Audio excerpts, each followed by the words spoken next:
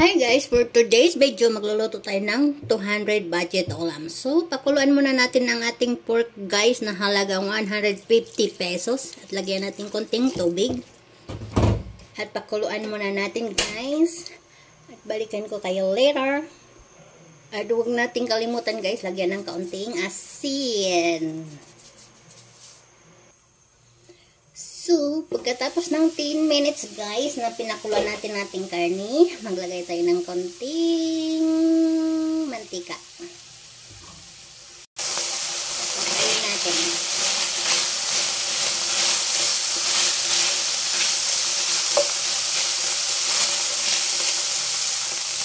Ilagay natin guys ang ating onion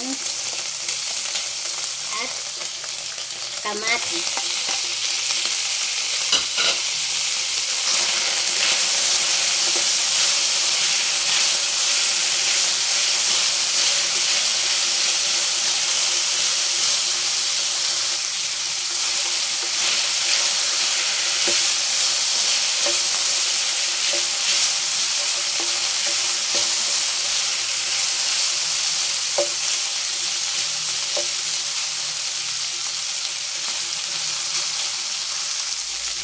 Ilagay na natin guys ang ating sitaw.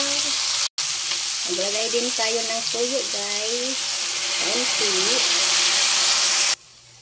At konting chicken cubes guys. At ukahin na natin guys ang ating adobong sitaw. So guys, hintayin natin maluto guys ang ating adobong sitaw guys.